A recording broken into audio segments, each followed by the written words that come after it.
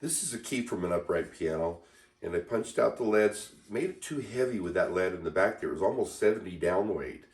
And so I just put a drill bit backwards in my drill press and just punched them all out. They come out really clean when you do that. And then we're going to fill that hole using this product here. You're probably all familiar with that. And I'll show you how to mix that up. Now there's nothing really scientific about this. All that I'm going to do is just dump some in, and I want enough for about 20 keys. The way I do it, it's really fast, so I'd put, 3 little scoops in here? Let's do 4. I do it really quickly, but if you put too much in, then you'll have the keys hardening up, the material hardening up a little too much. I just dumped a little bit of water in there, and then I'm going to take a stick, which I made a little pointy because there's a little crevice in there. Stir it up really well. I made it a little too runny. Okay, no big deal. Throw a little more in. Let's put 2 in. Mix it all in. That's still a little too runny.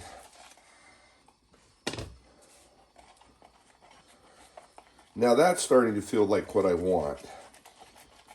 You want it like a thick pudding, and whip it up pretty good. Get all those little crumbs in there that aren't dissolved well. That's almost right, but I want it just a tiny bit more. Yeah, let's do about that much. Now it's starting to go like bread dough almost. That's what I want, about that consistency. So you can see in there the consistency that I want. That's just about right. Keep some napkins handy just to clean things off every now and then while it's wet and be less mess for you. Sorry I've got a cold today, or allergies. Now, all I'm going to do is put it in. You don't have to be real careful with it. I'll show you why later. Put it in so everything's covered up really well. And you can be a little cleaner than that, but it doesn't matter. Now, it's going to push out this side just a little bit like that. And then just take the knife and go just like that. Oh, a little more. There. Now, we don't need to have it much cleaner than that right there. That's just fine. That little bump there, you'll see why later. And then just go through and do them all. Put some in, make sure it gets all the way down in. A little hole there. Put it in, then it'll puff out the back side a little bit. Now I'm slowing down a little for the camera. If you're doing it with the camera, of course, try to be a little careful, but when I get going, I can actually do the whole process in less than an hour once you get it all set up. And that's all you want, just like that. And I'm going to do them all now. Now, the reason you didn't have to worry about it too much is because you're just going to go through and do this. Do all the keys. Take off that excess.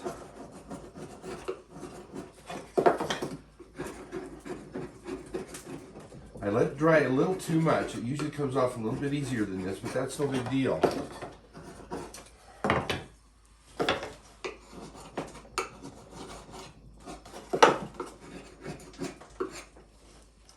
Now the next stage, this is what it looks like, and all you do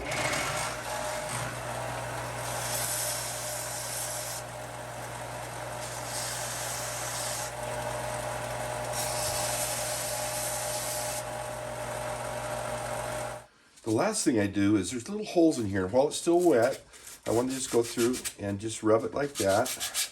Just kind of clean it up, and it looks pretty nice.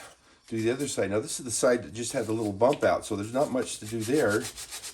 But once again, just a little finishing touch.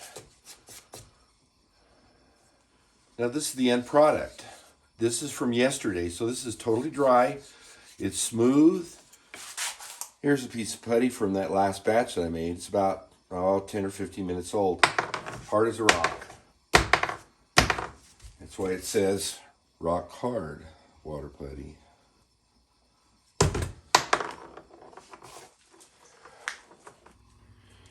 if you find a key that's just not quite right, here's a little trick. Dip your finger in water.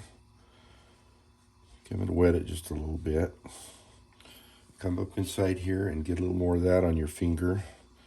Put it in there and just rub it around a little bit. Gob it on, and then leave it alone for a little while. And it looks a lot better.